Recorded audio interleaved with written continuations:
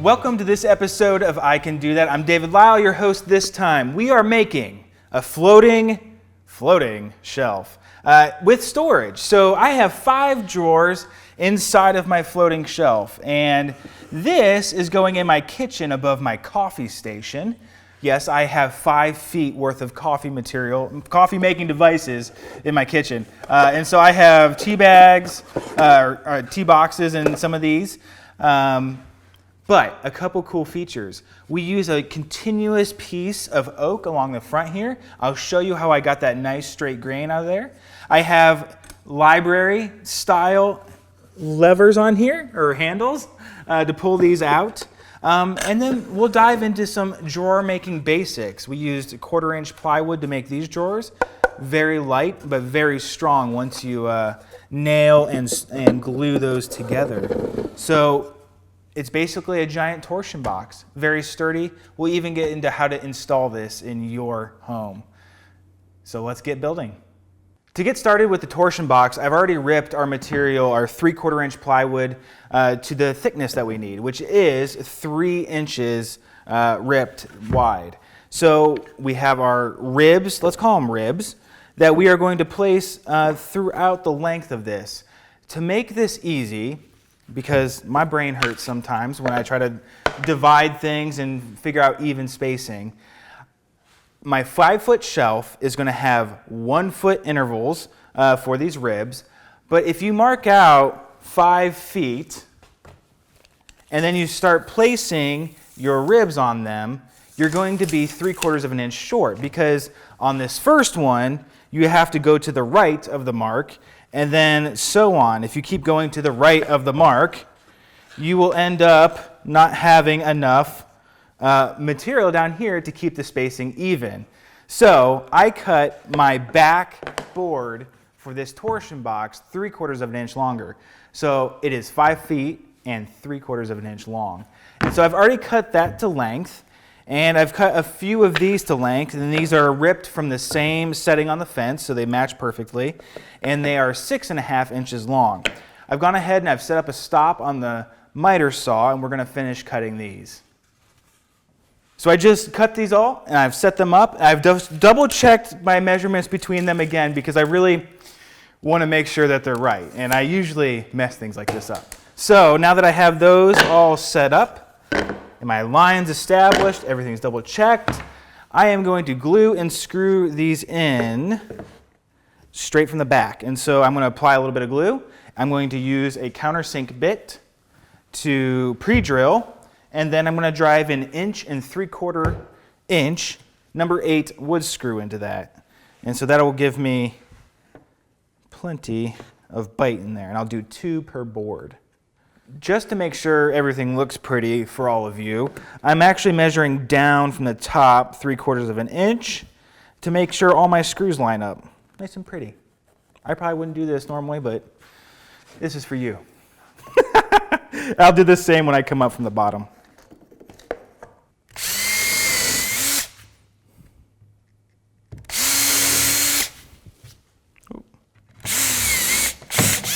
You want to countersink just enough so you can slip the head in.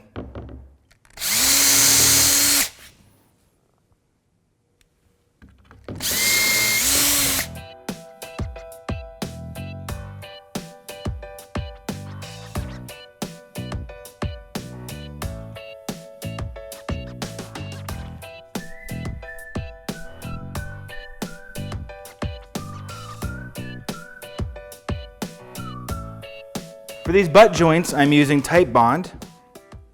Titebond is the glue that we use most in our shop, and they are the sponsors of I Can Do That, and so we just want to say thanks to them, and we wholeheartedly recommend their glues for all of your woodworking needs. We often buy it at Woodcraft, which is our other sponsor for I Can Do That. So when you're in the midst of projects like this and you need some glue or screws or anything else woodworking, head down to Woodcraft and they will have what you need.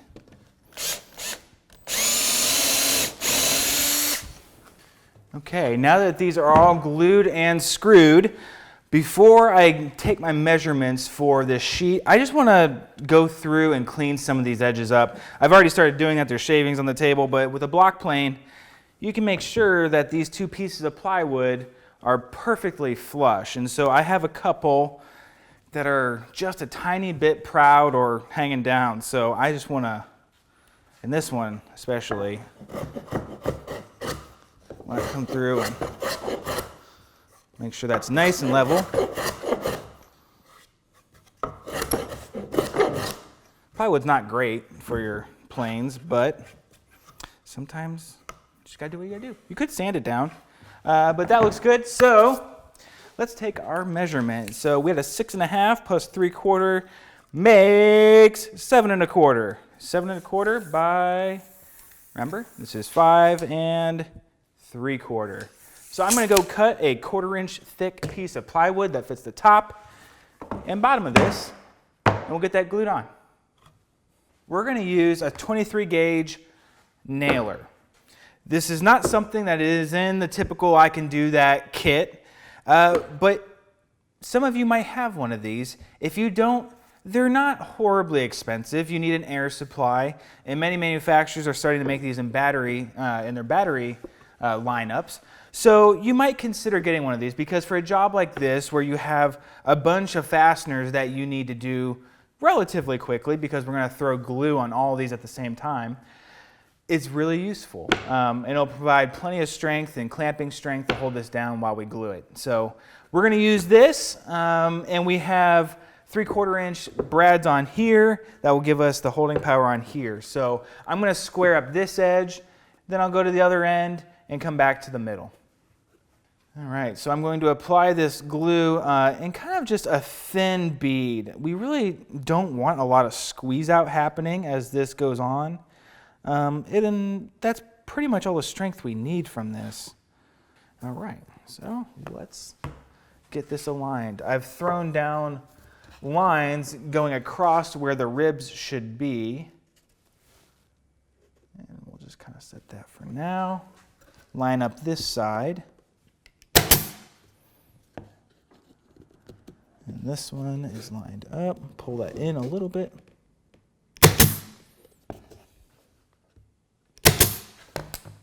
All right, now we're going to move down to here.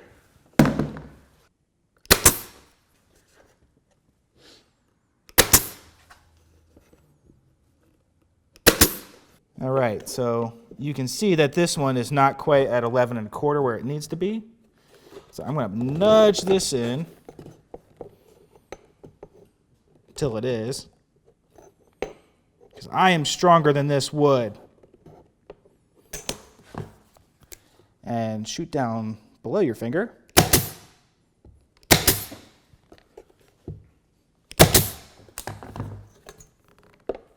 And we are right on 11 1/4. 11 1/4, just a hair this way.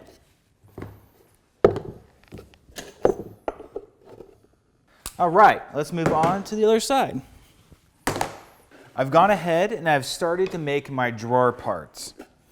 These are the side pieces for the drawer, and they fit in pretty snugly. So right now there's almost no play. Almost. And you can try them in different slots, and even though we ripped everything the same, you'll find that there's the slightest difference between them. So these are the full length front to back, because as I build these drawers, the sides are going to be here. My oak face will be on the front of it, and so the bottom will sit inside of here. And so right now what we need to determine is how wide or how long to cut the pieces that fit inside from here to here for the front and the back. And I can also use that measurement for the bottom. And so one way I can measure this is just to stick both these in here, go to one end, and then grab a convenient ruler and, well, let me do this for you. Get that in there. So we have 10 7/8. If I were to cut my drawers to that width, it'd be a really tight fit, and there's not a good way to adjust that because I have these side pieces capturing the pieces that determine that length. So I'm going to go ahead and take a 1/16 off that, maybe a hair more than that, just to give myself a little play to make sure they slide in okay without, and you don't want to go too small because the box will rack inside the drawer, the cavity here, and that's no good either. So I'm going to go a hair shorter than that and get some parts made, and then we'll go on to assembly. I've gone ahead and I've cut all the pieces for the drawers now. To keep things straight, I numbered them starting 1, 2, 3, 4, and 5. And when I measured the inside dimension of these cavities, I made note of it right here on top of the cavity. And that way, I kept everything straight. And so I want to show you how these boxes are going to go together. But before I pull these 5 parts out, the 4 sides and the bottom, I want to show you how I measured this. So these are my 2 side pieces, and they are the full height from the bottom board to the top board and the full depth from the very back all the way to the very front. And so those are full width pieces. I put both of those in one side and I measured this distance. I made sure that my cavity didn't taper in any way, so going front to back. I didn't want the back to be smaller and then the drawer wouldn't go in all the way, so I double checked all that kind of stuff and adjusted my measurements appropriately. So I ended up with drawers that I think will fit pretty good. Let me pull these out for you.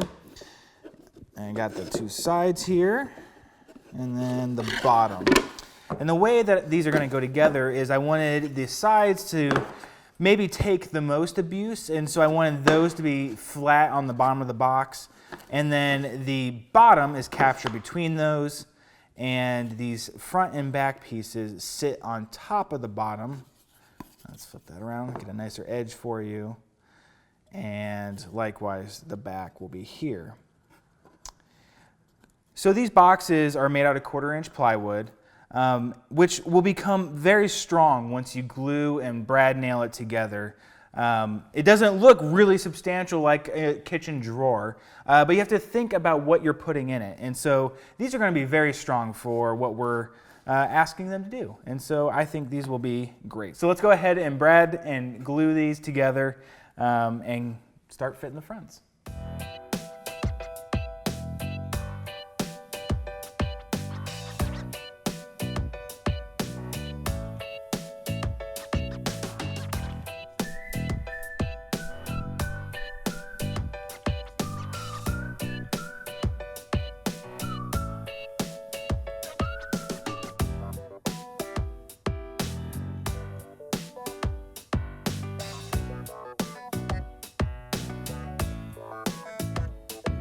And just wipe off the excess as you go.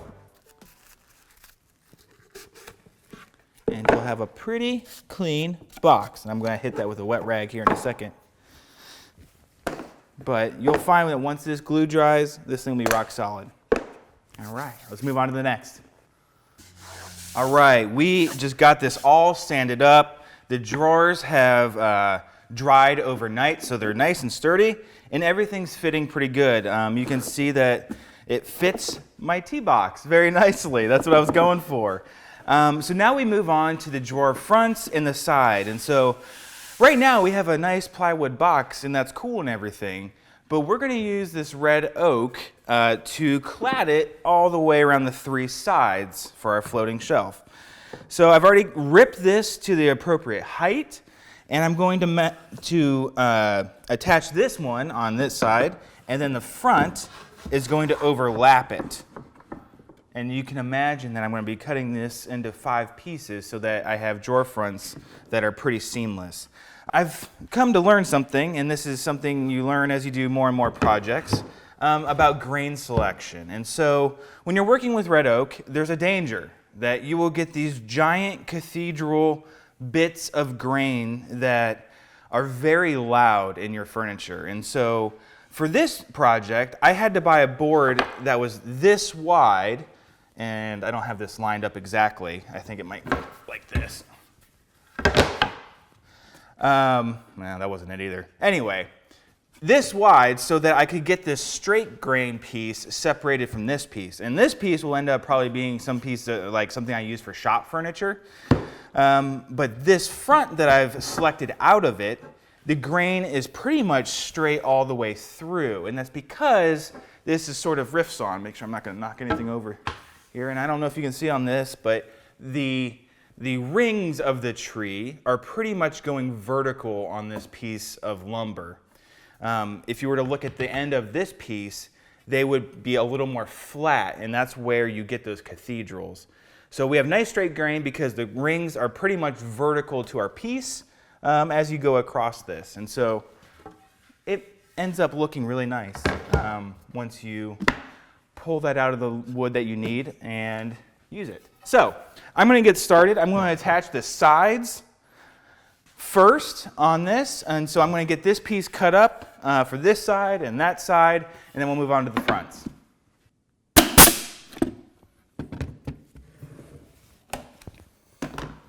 Okay, I have driven a few brads that are 1.25 inches long into this side piece after applying a little glue and clamping it on. So really those brads are just holding this piece in place until that glue dries. Now we get into the fun part. This is going to be a little more finesse, a little more work here. This is the piece of wood that I'm using for my front. And let me come around the other side for you. What I need to do to make sure that this is going to all line up and look great is I'm going to start at one end, get the front perfect for this drawer, and then move on sequentially down the board. And that way my kerfs are accounted for and everything's fitting just so. So I'm going to cut this first board and then I'll show you how it went. With all of the faces cut, I worked my way from this one to this one to this one on down, and now I'm ready to mount them. My plan of attack here is to pre-drill 2 holes on the front of my drawers and then clamp them on exactly where they need to be. This took a little bit of time because I really wanted to make sure that the top of this drawer was going to be just a hair proud of this plywood box on both sides, and then I was also able to use the blade of this ruler to make sure that it was going to line up over here as well. And so I've used these spring clamps to hold it in place, and I really wanted to make sure that this drawer was fully tilted down in the box as if it were hanging on the wall while I lined this up. And so I think this one is dialed in perfectly, and I've already, with that pre-drilled hole, it's larger than the screw, so there will be some adjustment once it's screwed on and I can kind of finesse it a little bit. So I'm going to pull this out very gently to not move any of my marks or my clamps. I have all of the drawers fitted. Everything's lining up pretty good. I think once I put some finish on this oak part and the top for that matter, I'll probably go back and double check everything once it's hung. My hardware that I'm going to use are these little library, some of you might remember a card catalog, the little pull handles with the note cards that you can put in there. Because like I've said before, we're going to have this in our kitchen. And so there will be like tea and things like coffee stuff. It's going above our coffee station in here. So I'm going to put these little things on here so we can make note of that. Now let's talk how I'm going to hang this on the wall. There's a few different ways I could do this, but what I've done with this, and you'll remember that there's a single piece of 3/4 inch plywood on the back. And so I will countersink with a Forstner bit, just enough for the head of this screw, and then use one of these toggles to go through my wall. Now I live in an old house, and so I have, the wall this is going through has drywall, then plaster, and lath. And so I might even need a bigger toggle than this. But the way these work is that they have a Phillips head on this side, and this is the back of my box. This is kind of an example for you. This is the back of my box, and then let's say this is my wall, and I've drilled a 9/16 hole for this, and basically you collapse this, send it through, and then once it gets through, there you go. It opens up, with a little spring action there. And then you can actually draw the screw back through, or basically once you start spinning this fast enough, it'll start to tighten. And then once that is against there, you can crank down on this. This pack says that each one of these is rated for 70 pounds. You can get bigger ones that hold even more than that, but I plan on doing at least 2 of these, theoretically putting 140 pounds of strength in there. This is kind of a lever though, so maybe I'll add a 3rd one. We'll see how it goes. And with that, with these toggles installed, this will be on the wall. I'll double check all the fits of everything. And I think we'll be good. So that's our hanging shelf with drawers. You can modify this to your heart's content. You could make it shorter or longer, or you could even do multiples of them. I've seen very cool arrangements that way. So I'm David Lyell. Thanks for watching this episode of I Can Do That, and we'll catch you next time.